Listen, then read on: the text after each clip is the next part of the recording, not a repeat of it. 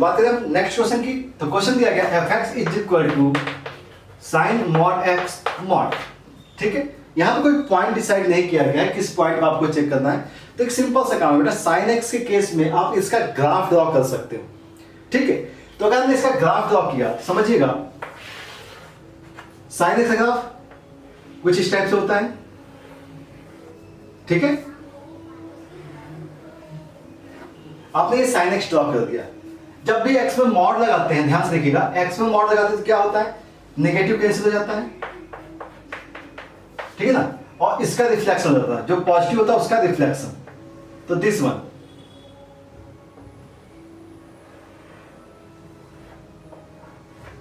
ठीक है, तो ये एक्चुअल में ग्राफ आ गया। ये ग्राफ हो गया साइन मॉड एक्स का। ये ग्राफ किसका, साइन मॉड एक्स का। अब कंप्लीट मॉड है, कंप्लीट मॉड है तो आपको पता है कि y की वैल्यू नेगेटिव तो आएगी नहीं, तो y की नेगेटिव वैल्यू आनी नहीं चाहिए, तो ये कैंसिल, जो भी नेगेटिव था, जो भी नेगेटिव है वो कैंसिल, और जो नेगेटिव कैंसिल होता है उसका क्या कहते हैं, रिफ्लेक्शन। मतलब ये, तो एक्चुअल में ये ग्राफ आएगा।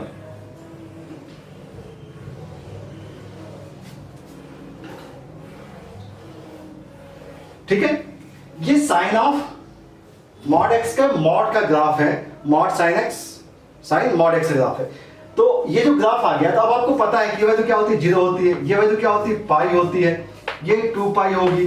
ठीक है, ये माइनस पाई, माइनस 2 पाई, इन सभी पॉइंट्स पे देखिएगा कॉर्नर मिल रहा है। इन सभी पॉइंट पे क्या है, कॉर्नर है, और जहां पे भी कॉर्नर होता है वहां फंक्शन डिफरेंशिएबल नहीं होता है। तो there are infinite corner points in minus infinity to plus infinity. अगर यही क्वेश्चन पूछा था, the number of points where the function this is not differentiable in X belongs to, मतलब minus 2 pi to plus 2 pi, अगर ये question होता तो कितने पॉइंट पे डिफरेंशिएबल नहीं है, तो आप सिंपल सा बता सकते थे, माइनस 2 पाई से लेकर के प्लस 2 पाई के बीच में 1 2 3 4 and 5, there are 5 points where function not differentiable, function not differentiable. तो इस टाइप के क्वेश्चंस को अगर आप ग्राफिकली करेंगे तो ज्यादा बेटर होगा, क्योंकि बहुत आसान सा ग्राफ था। ठीक है, नेक्स्ट देखते हैं। और ग्राफ में अगर आपको कंफ्यूजन हो तो मेरा वीडियो बना हुआ है, बहुत बढ़िया सा आपको एक्सप्लेन किया गया है ट्रांसफॉर्मेशन ऑफ कर्व का। ठीक है, जिसमें आपको इक्वेशन सॉल्व करने का भी तरीका बताया गया है कि आप ग्राफ से कैसे इक्वेशन सॉल्व करते हैं, number of point of solutions निकालना है। तो उस टाइप के सारे क्वेश्चंस आप उसमें सॉल्व कर सकते हैं, मतलब मिल जाएगा उसमें आपको सारे क्वेश्चंस। और एक चीज ध्यान रखिएगा, ट्रांसफॉर्मेशन सारे बताए हैं मैंने, तो अच्छे से आप कर सकते हैं। ठीक है, अब बात करते हैं नेक्स्ट की।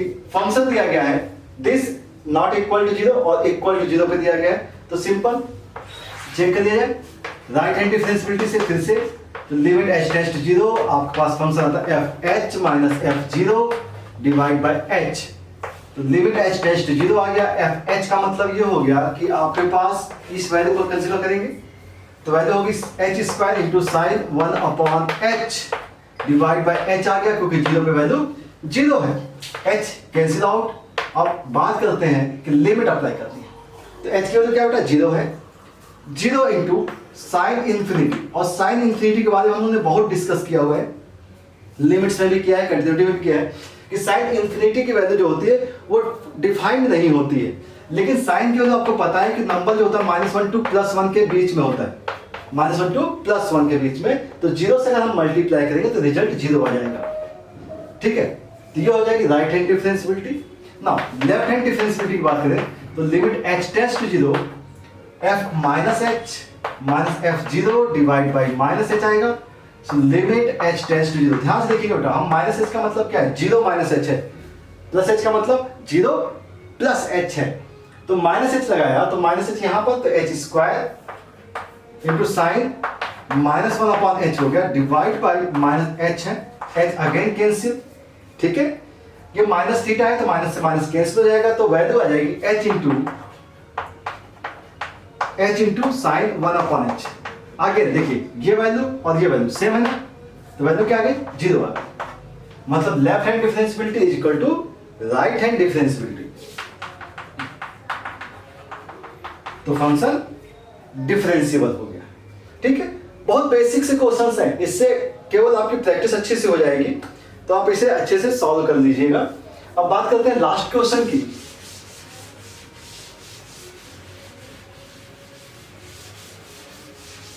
अब हम एक काम करेंगे, लास्ट क्वेश्चन के लिए एक दूसरा तरीका अपना अप्लाई करने जा रहा हूं मैं, जिसे आप डायरेक्ट सॉल्व कर सकते हैं। देखिएगा, ध्यान से देखिएगा बेटा, हम सीधे एफ की कंटिन्यूटी और डिफरेंशियबिलिटी की बात हो रही है, तो हम इसकी डिफरेंशियबिलिटी कंटिन्यूटी को अगर चेक करना है, आपको कंटिन्यूटी चेक करना है, तो आपको पता है, हमने बता रखा है आपको कि आप देखिएगा किस पॉइंट पे चेक कर सकते हैं। आप 0 पे चेक कर सकते हैं क्योंकि 0 का लेफ्ट है, 0 का राइट है, और π/2 पे चेक कर सकते हैं क्योंकि उसका लेफ्ट और राइट है।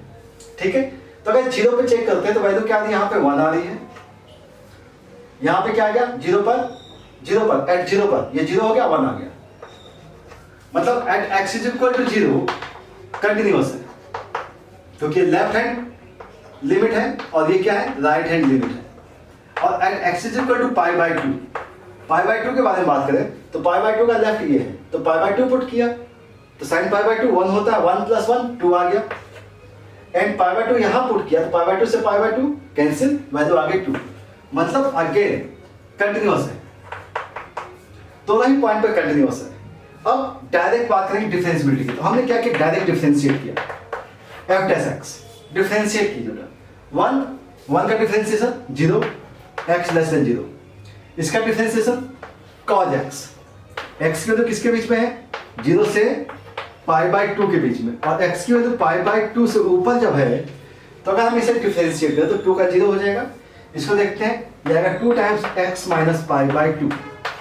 ठीक है, ये f' आ गया है, पॉइंट अभी भी वही है, 0 पे चेक करना है, तो 0 पे चेक कीजिए, at 0 at x is equal to 0 पे चेक करते हैं, 0 का लेफ्ट 0 आया, ये लेफ्ट हैंड डिफरेंशियबिलिटी है, एंड राइट हैंड डिफरेंशियबिलिटी का देखें तो यहां देखिए 0 पुट किया, जैसे 0 पुट किया cos 0 तो 1 आ गया, मतलब इस केस में नॉट डिफरेंशिएबल, ये 0 पे डिफरेंशिएबल नहीं है बिकॉज लेफ्ट हैंड और राइट हैंड की वैल्यू डिफरेंट है। एट π/2 किया, ये वैल्यू 0 आ गई, π/2 पे 0, यहां π/2 किया, x माइनस π/2 0, मतलब यहां पे लेफ्ट हैंड डिफरेंशियबिलिटी और राइट हैंड डिफरेंशियबिलिटी सेम है, मतलब डिफरेंशिएबल है at x is equal to π/2। ठीक है, तो ये तरीका जो होता है वो डायरेक्ट मेथड है, जिसे आप अप्लाई कर सकते हैं, इन मेंस एडवांस इन सब में अप्लाई कर सकते हैं। ठीक है, एनालिटिकल अप्रोच जो होती है वो बोर्ड के लिए होती है, बोर्ड में अगर आते हैं क्वेश्चंस तो आप उसे में अप्लाई कर सकते हैं, अदरवाइज आपके पास ये तरीका भी है। ठीक है, कि आप डायरेक्ट उसे डिफरेंशिएट कर लीजिए, क्योंकि अगर डिफरेंशिएबल फंक्शन, क्योंकि सारे फंक्शन देखिए, इन सभी फंक्शंस को आप डिफरेंशिएट कर सकते हैं, लेकिन अगर यहीं पे कुछ ऐसा होता है कि अगर हम इसकी ब्रैकेट x लगा देते तो ये फंक्शन डिपेंडेंट हो गया, इसे आप डायरेक्ट डिफरेंशिएट नहीं कर सकते थे। तो जब भी फंक्शन डिपेंडेंट नहीं है और डायरेक्ट डिफरेंशिएबल हो सकता है तो आप डायरेक्ट कर सकते हैं। ठीक है, और अगर फंक्शन डिपेंडेंट है तो फंक्शन से इलिमिनेट करके उसे डायरेक्ट डिफरेंशिएट कर सकते हैं। ठीक है, अभी हम उस टाइप के भी क्वेश्चंस करेंगे जब फंक्शन डिपेंडेंट होगा और उसे हम इलिमिनेट करके सॉल्व करेंगे। तरीका समझ में आ गया आपको कि आप इस मेथड से भी फंक्शन की डिफरेंशियबिलिटी चेक कर सकते हैं। ओके, आई होप आपको सारी चीजें समझ में आ रही होंगी। ठीक है, नेक्स्ट देखिए, चलो बात करें नेक्स्ट क्वेश्चन की। और यहाँ पे जो क्वेश्चंस दिए गए हैं, एक फंक्शन है जो रियल से रियल डिफाइंड हो रहा है और f(x) को दी गई x in bracket 1 + 1/3 sin ln x² और at x is equal to 0 check करना है, तो 0 पे चेक करना है। तो बहुत सिंपल सा है, f(x) के तो आपको मालूम है कि f(x) दिया गया है x into 1 + 1/3 sin ln x²। Okay, at x is equal to 0 तो left hand differentiability, right hand differentiability. तो अगर हम बात करें लेफ्ट हैंड डिफरेंशियबिलिटी के बारे में, तो लेफ्ट हैंड डिफरेंशियबिलिटी के लिए क्या होता है, limit h tends to 0 f of -h minus f0 divide by h minus का। ठीक है, -h की बात करें और f0 का मतलब क्या हो सकता है, देखिएगा ध्यान से, f0 की वैल्यू क्या है, 0 into this one 1 + 1/3 sin ln x², x की तो 0 पे इंफिनिटी होती है, और साइन इनफाइनाइट का वैल्यू मालूम है आपको -1 to +1 होता है, मतलब रियल नंबर होता है। रियल नंबर तो कंप्लीट रियल नंबर हो गया, और complete real number into 0, result 0। f0 की वैल्यू क्या है? 0। तो यहाँ पे अगर हम -h अप्लाई करते भी हैं तो इसका मतलब क्या है, लिमिट h टेंड्स टू 0 आ गया, और -h लगाया तो यहाँ पे -h आ गया, इंटू 1 + 1/3 साइन ln h² आ जाएगा, ठीक है ना। Complete bracket divide by -h हो गया, -h से -h कट गया, ठीक है, कट गया, कैंसिल हो गया ना। अच्छा अब एक काम करते हैं, अब ये साइन इनफाइनाइट है, साइन इन्फिनिटी आ गया, क्योंकि अभी बात की थी हमने साइन इन्फिनिटी। अगर ये साइन इन्फिनिटी आ गया तो क्या हो गया कि जो वैल्यू है 1 + 1/3 into a number lie between -1 to +1, तो नंबर फिक्स तो है नहीं, तो फिक्स नहीं तो क्या होगा, एग्जिस्ट नहीं करेगा। जब नंबर फिक्स ही नहीं है तो एग्जिस्ट कहां से करेगा, ठीक है, तो ये एग्जिस्ट नहीं किया। ऐसे ही अगर आप बात करें राइट हैंड लिमिट की, सॉरी राइट हैंड डिफरेंशिएबिलिटी की, तो क्या लिखेंगे, लिमिट h टेंड्स टू 0 लिखेंगे, fh माइनस का f0 डिवाइड बाय h आपने लिखा, लिमिट h टेंड्स टू 0 हो गया, fh का वैल्यू fh h पुट कर लीजिए, तो देखिए h into 1 + 1/3 sine ln h² divide by h आ गया है, h है, h कैंसिल, सेम कंडीशन आ गई है यहाँ पर, 1 + 1/3 साइन ln h², ऑब्वियस सी बात है, नॉट एग्जिस्ट, ठीक है ना। तो अब आप एग्जिस्ट तो कर ही नहीं रहा है, अब एग्जिस्ट नहीं कर रहा तो इसका मतलब क्या होगा, left hand differentiability is not equal to right hand differentiability, तब ये डिफरेंशिएबल नहीं है। लेकिन अगर आपसे ये पूछा गया कि भैया ये कंटीन्यूअस है या नहीं है, डिफरेंशिएबल नहीं है लेकिन कंटीन्यूअस है या नहीं है, तो डिफरेंशिएबिलिटी आपको ये नहीं बताती कि फंक्शन कंटीन्यूअस है या नहीं है, ठीक है। तो अब यहाँ पे देखिए डिफरेंशिएबिलिटी इक्वल नहीं, अगर इक्वल आता तो फंक्शन कंटीन्यूअस होता, लेकिन इक्वल नहीं है। तो अब आपको ऐसे क्वेश्चंस में कंटीन्यूटी चेक करनी पड़ती है, अगर आपसे कहा गया है कि कंटीन्यूटी बताइए, ठीक है, चेक कर ले कंटीन्यूटी, चलिए चेक कर लेते हैं। तो एक क्वेश्चन तो कम से कम हो ही जाना चाहिए इस टाइप का कि भाई अगर डिफरेंशिएबल नहीं है तो क्या कंटीन्यूअस है, तो सिंपल कंटीन्यूअस के लिए क्या करते हैं, कंटीन्यूटी के लिए क्या करते हैं, left hand limit right hand limit, तो लेफ्ट हैंड लिमिट देख लेते हैं, तो limit h tends to 0 f(h) कर देते हैं, ठीक है ना, fh कर देते हैं क्योंकि f 0 + h हो गया, fh किया तो वैल्यू आ गई h in bracket 1 + 1/3 sine in bracket ln h² आ गया। अब देखिएगा ये वैल्यू एग्जिस्ट नहीं कर रही थी अभी, ठीक है ना, लेकिन h की वैल्यू क्या है, टेंड्स टू 0 है, ध्यान रखिएगा यहाँ पे लिमिट नहीं लगाया मैंने, h टेंड्स टू 0, h की वैल्यू 0 है, कंप्लीट क्या करेगा, 0 कर देगा, कंप्लीट क्या करेगा, 0 करेगा। ऐसे अगर हम राइट हैंड लिमिट लगा दें तो लिमिट h टेंड्स टू 0, ठीक है ना, लेफ्ट हैंड लिमिट में -h होना चाहिए था, हमने +h लगा दिया है, तो एक काम करते हैं राइट हैंड लिमिट लिख देते हैं इसे, और यहाँ पे लिख देते हैं लेफ्ट हैंड लिमिट, तो यहाँ पे आएगा माइनस का h और in bracket 1 + 1/3 sine ln -h का h², ठीक है, ये वैल्यू पुट कर दी, h की x की जगह क्या पुट कर दिया, -h। अब देखिएगा ये वैल्यू एग्जिस्ट नहीं कर रही थी, लेकिन h टेंड्स टू अगेन 0 है, तो वैल्यू फिर से क्या आ गई, 0, मतलब left hand limit is equal to right hand limit is equal to at the point भी है, तो फंक्शन कैसा होगा, फंक्शन कंटीन्यूअस है, तो ये फंक्शन तो कंटीन्यूअस है, ठीक ना, फंक्शन कैसा है, कंटीन्यूअस बट नॉट डिफरेंशिएबल। तो इस टाइप से आपको क्वेश्चन को सॉल्व करना है कि अगर ये क्वेश्चन में डिफरेंशिएबिलिटी निकल जाती तो कंटीन्यूटी चेक करने की आपको जरूरत नहीं थी, लेकिन डिफरेंशिएबिलिटी नहीं निकली तो क्या करना है, आपको कंटीन्यूटी चेक करनी है। ओके, नेक्स्ट देख लीजिए, नेक्स्ट क्वेश्चन में आपको कंटीन्यूटी और डिफरेंशिएबिलिटी दोनों ही चेक करनी है। तो अब इस टाइप के क्वेश्चन को कैसे सॉल्व करना है उसको समझ लेते हैं। पहले मैंने अभी बताया था आपको, जब भी क्वेश्चन फंक्शन डिपेंडेंट होता है तो हम क्वेश्चन में फंक्शन से वैल्यू को इंडिपेंडेंट करते हैं, ठीक है। तो देखिएगा यहाँ पे इस क्वेश्चन में ब्रैकेट का यूज किया गया और ब्रैकेट GIF है, ब्रैकेट क्या है, GIF है। अगर ब्रैकेट GIF है तो वो इंटीजर पे ब्रेक होगा, किस पे ब्रेक होगा बेटा, इंटीजर पे। तो समझिएगा कि हम इस फंक्शन को कैसे लिखेंगे, देखिएगा ध्यान से, 0 से 2 के बीच में बात की गई है तो x को हम ऐसा ब्रेक कर देते हैं, 0 से लेकर के 1 के बीच में और 1 से लेकर के 2 के बीच में, एंड x की वैल्यू 2 पर, ठीक है ना। क्योंकि 2 पर वैल्यू अलग होगी, ठीक है, क्योंकि ब्रैकेट है, और x की वैल्यू 2 से 3 के बीच में, समझिएगा, ठीक है। 0 से 1 के बीच में इस ब्रैकेट की वैल्यू 0 होगी तो कंप्लीट वैल्यू क्या होगी, 0 होगी। इस ब्रैकेट की वैल्यू क्या होगी, 0 होगी, तो फंक्शन कैसा हो गया, 0 हो गया। 1 से 2 के बीच में यही फंक्शन है, ठीक है। 1 से 2 के बीच में इसकी वैल्यू 1 होगी, इसकी वैल्यू क्या होगी, 1 होगी ना। अगर ये वैल्यू 1 होगी तो अब ये बच गया 2x माइनस 3, 2x माइनस 3, तो यहां पर हम क्या लिखेंगे, मॉड ऑफ 2x माइनस 3, ठीक है ना। अभी भी हम इसे ब्रेक कर सकते हैं, समझिएगा, क्योंकि देखिएगा ये 3/2 पे ब्रेक होगा। किससे ब्रेक होगा बेटा, 3/2 पे ब्रेक होगा, क्योंकि मॉड भी हटा सकते हैं, मॉड को भी हटा सकते हैं। तो एक काम करें, हम इसको 2 पार्ट में ब्रेक करते हैं, समझिएगा, हम इसको 2 पार्ट में ब्रेक करने जा रहे हैं। एक में x की वैल्यू जो है वो लेस देन 3/2 है, और दूसरे में x की वैल्यू ग्रेटर देन 3/2 है। लेस देन 3/2 और दूसरी क्या है, ग्रेटर और इक्वल टू 3/2 कर देते हैं। तो अगर लेस देन 3/2 है, 3/2 से छोटा है, तो वैल्यू कैसी आएगी बेटा, वैल्यू कैसी आएगी, निगेटिव आएगी। मॉड के देख वैल्यू निगेटिव हो गई तो वैल्यू को क्या लिखेंगे, 3 माइनस 2x लिखेंगे, और 3/2 से बड़ी वैल्यू होगा तो वैल्यू पॉजिटिव आएगी, और इसे लिखेंगे 2x माइनस का 3। ओके, अब बात करते हैं एट 2। एट 2 पे बात करें तो ये वैल्यू हमेशा पॉजिटिव आएगी और ये वैल्यू 2 हो जाएगी, तो ये हो जाएगा 2 टाइम्स 2x माइनस का 3। सबको समझ में आ रही बात, और 2 से 3 के बीच में कोई समस्या है नहीं, तो वैल्यू आ गई x²/2, ठीक है। तो ये फंक्शन बन गया। तो हम इसके लिमिट्स को थोड़ा सा अलग से लिख लेते हैं। तो लिमिट जो है यहाँ पर, ये जो केस है, इस केस को अलग कर लिया, और ये केस जो है x की वैल्यू 1 से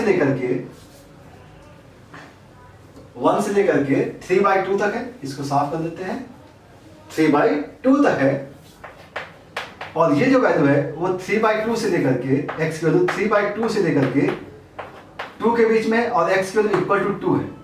ये सभी केसेस हैं, ध्यान से देख लीजिएगा, ठीक है, क्योंकि 3/2 से लेस और 1 के बीच में ऑब्वियस सी बात है वैल्यू 1 होगी, और 3/2 से 2 के बीच में भी वैल्यू इसकी 1 नहीं होगी, तो कोई फर्क पड़ेगा नहीं।